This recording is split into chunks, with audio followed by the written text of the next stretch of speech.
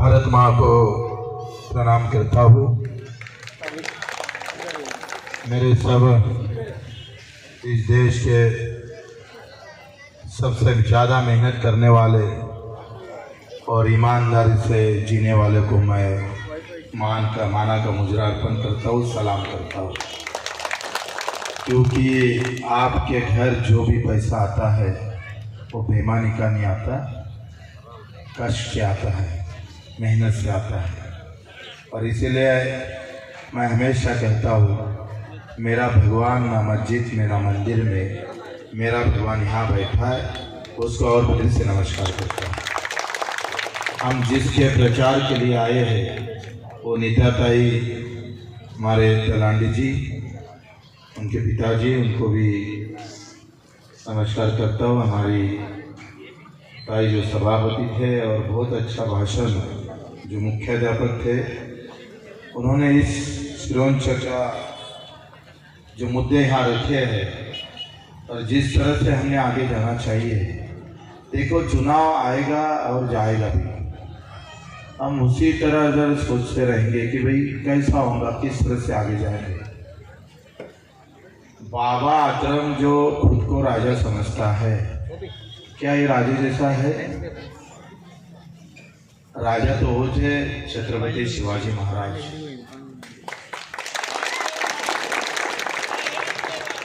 जो लोगों के लिए मरते थे। खुद का बेटा भी आम लोगों के लिए शहीद हुआ। ये बाबा आतरम राजा है। ये घर का अच्छा नहीं कर सकते तो तुम्हारा क्या अच्छा करेंगे? इनकी क्या औकात है जो इस मतदार संघ को सुधार सके?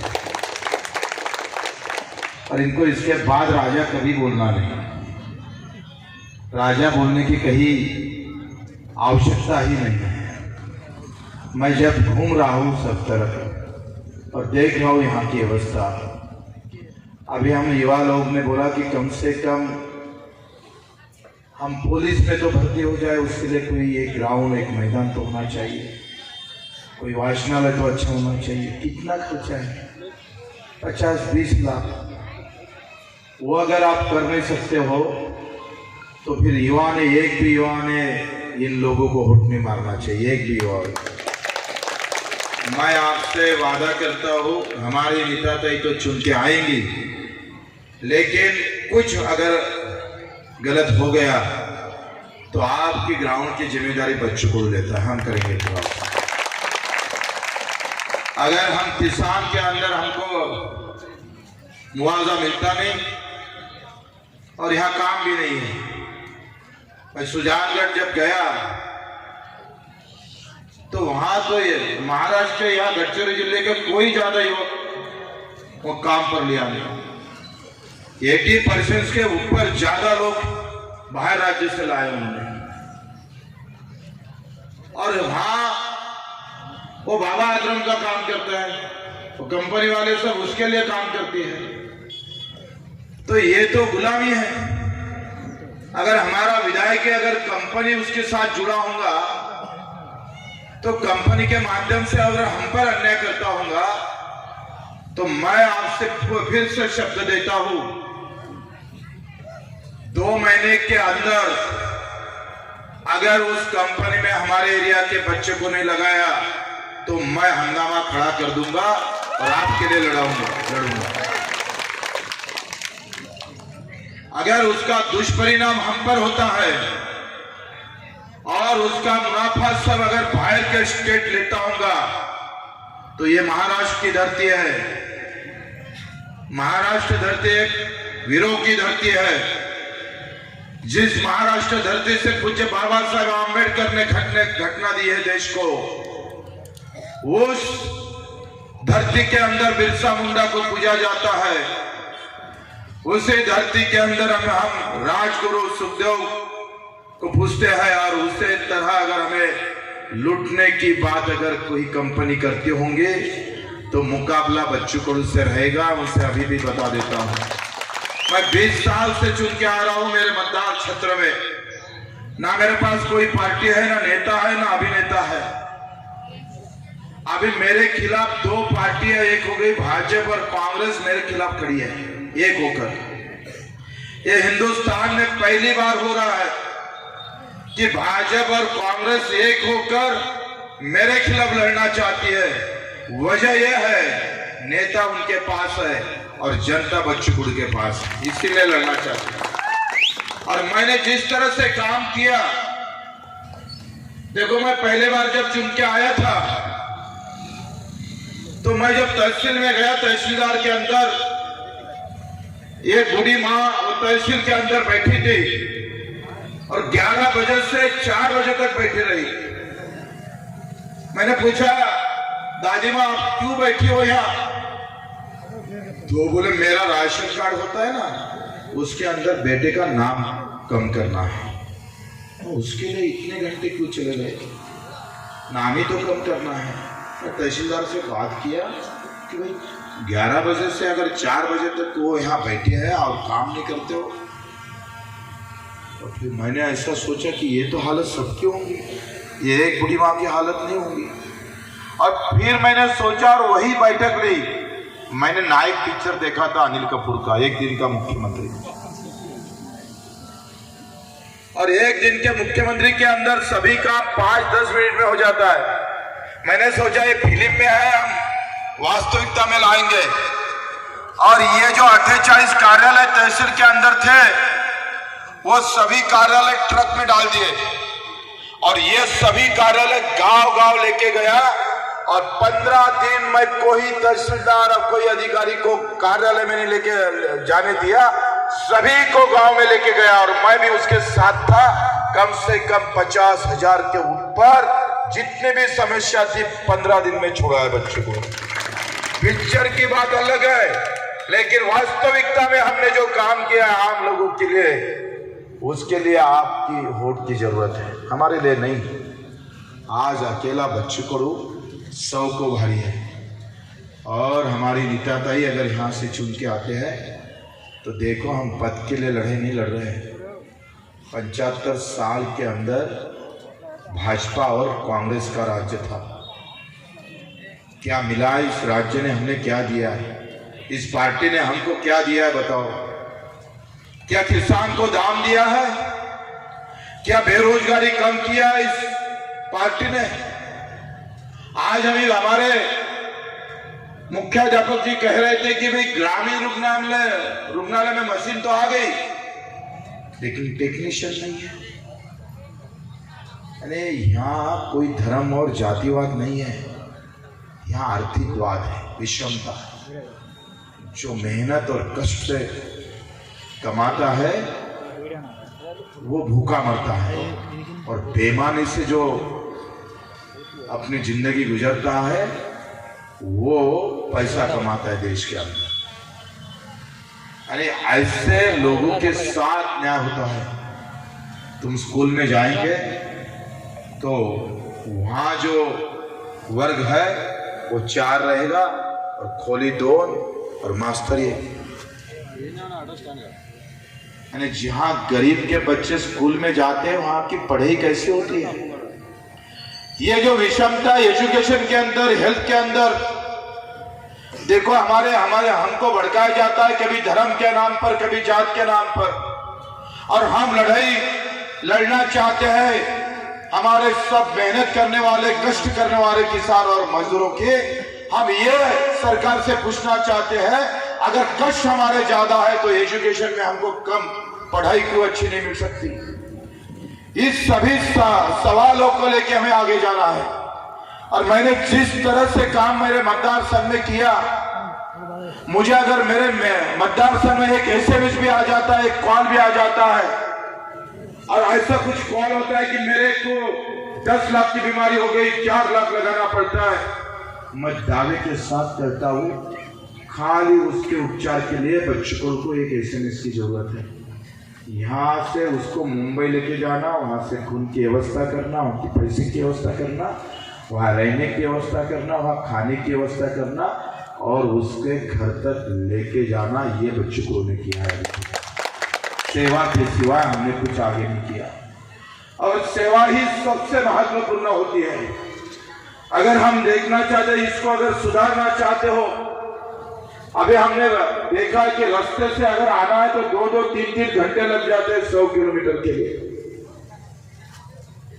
एक तरफ तो राजा नाम लगाना नहीं था, लगाया तो कम से कम कुछ तो करना था भाई, कुछ तो करना था गरीबों के लिए।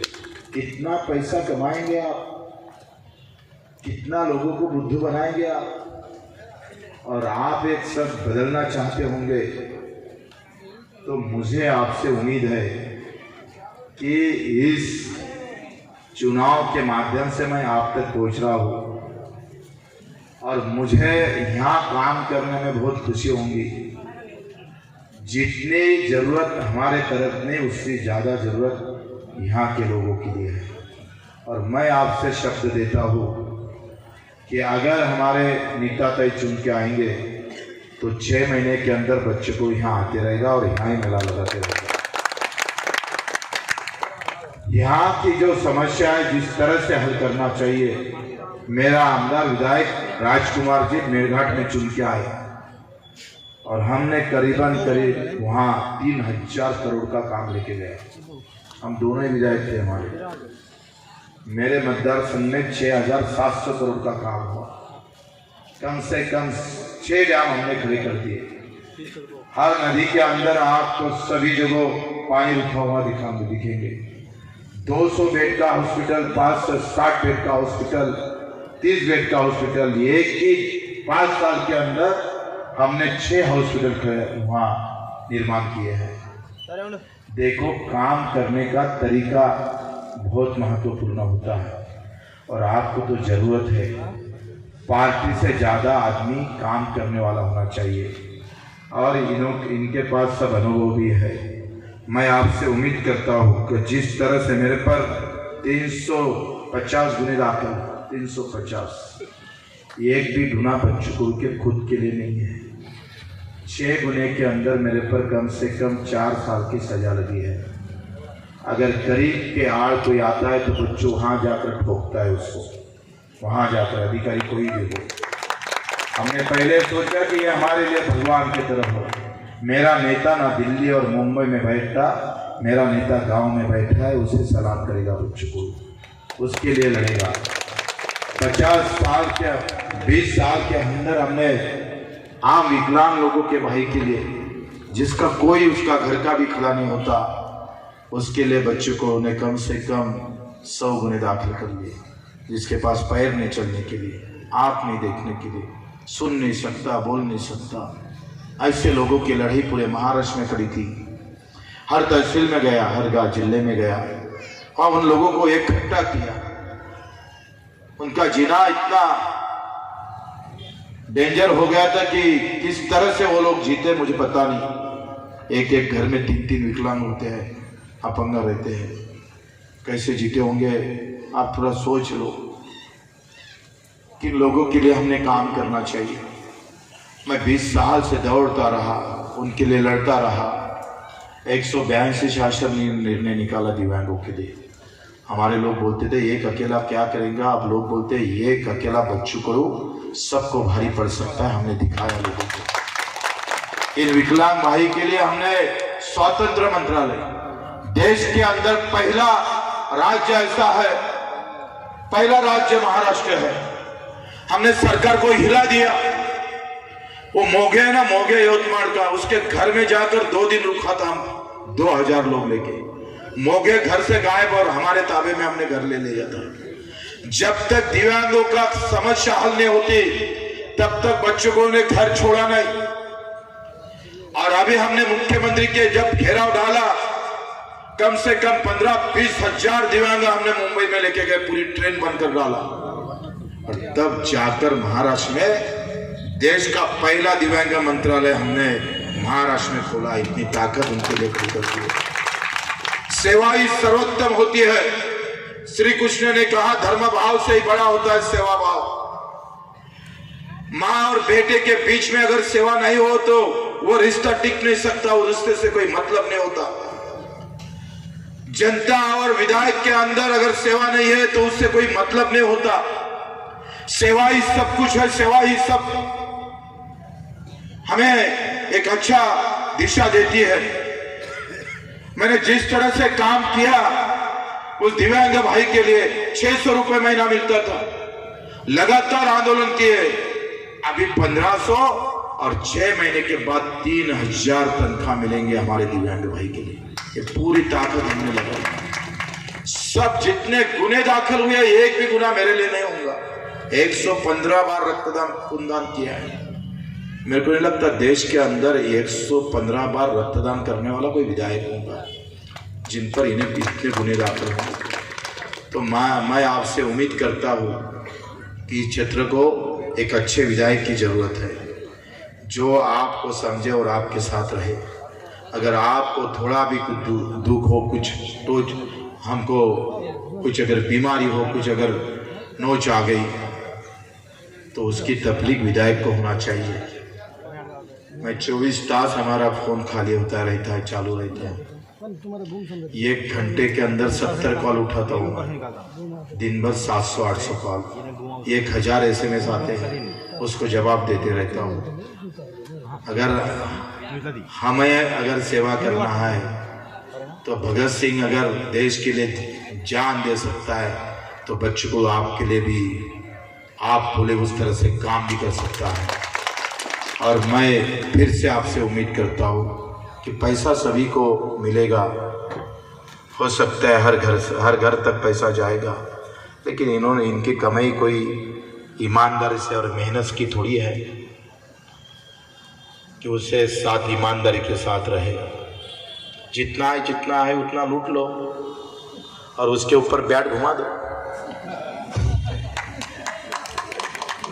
आपका ही पैसा है। और ये बैट जो है वो सचिन तेंदुलकर की बैट नहीं, ये आदिवासी की बैट है, ये किसानों की बैट है, ये मजदूरों की बैट है। ये चेंडू बाउंड्री पार नहीं करेगा, बल्कि आपके घर तक सेवा लेके आएगा। मैं आप सबसे उम्मीद करता हूँ, बहुत पहली बार मैं शिरोंचा में आया, इतना अच्छा, यानी इतना मैं जब देख रहा था तो इतना अच्छा गढ़चिरौली है, जितनी सुंदरता बाहर से दिखती है लेकिन उतना ही दुख अंदर भरा हुआ है। उस दुख को हमको खत्म करना चाहिए। मैं आप सभी को फिर से मेरी जवान देता हूँ कि आप सभी ने अभी से मेहनत करना चाहिए। जितने चाहे उतने फोन लगाओ, अपने रिश्तेदार को लगाओ, अपने मित्र को लगाओ, अपने भाई को लगाओ, जो भी है उसको एक बार बोलो कि नेता ताई को चुन के दिया तो बोनस में बच्चों को मिलने वाला है, काम करने के लिए बोनस में मिलेगा। अगर आप चाहते हो कि बच्चों को ने जिस तरह से हमारे मतदार संघ में काम किया उसी तरह से अगर इधर काम करना चाहते हो, अगर कोई बीमार भी गिर गया ना तो आपको जब में हाथ डालने की जरूरत नहीं गिरेगी। हम इसी तरह एक मोबाइल वैन यहां खड़ी कर देते हैं, आपके सेवा में कुछ भी कम नहीं रखेंगे, कुछ भी कम नहीं रहेगा। अगर मैं 6 महीने में एक बार भी आया ना तो तहसीलदार जब आप भी गए ना तो उठकर खड़ा होऊंगा, इतनी ताकत लगा दूंगा। मैं यहां भी और ज्यादा बात नहीं करना चाहता हूं, मुझे और वरोड़ा जाना है, थोड़ा कम दिन बचा है। 5वें नंबर पे बैट है, बटन उसके सामने दबाकर और उसके साथ हम सभी को आशीर्वाद देकर इस बटन को दबाना है। मैं सबसे फिर से उम्मीद करता हूं कि आप बहुत हो गया, भाजपा, कांग्रेस, राष्ट्रवादी, सेना, ये अपने गांव की पार्टी है भाई, ये दिल्ली में थोड़ी पैदा हो गई। बच्चों को जिस गांव में है ना उस गांव से पैदा हुई है ये पार्टी। ये गांव से दिल्ली को हिलाने वाली पार्टी है। ये दिल्ली में निर्माण नहीं हुई है, इसलिए गांव का सब सुख दुख जानती है। और आप सभी को फिर से विश्वास देता हूँ कि हमको सेवा में कहीं कम नहीं गिरेगा। बच्चों को मुझे बहुत आनंद मिलेगा। अगर यहाँ से विधायक जाएगा तो मैं इन सभी को बता दूंगा कि विधायक कैसा हो तो हमारे नेता ताई जैसा हो, इस तरह से काम करेंगे। आप सभी को धन्यवाद देता हूँ और यहाँ 2 शब्द खत्म करता हूँ। जय हिंद, जय भारत।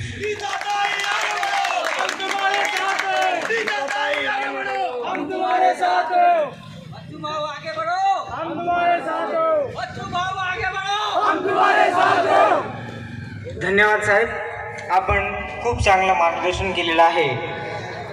तर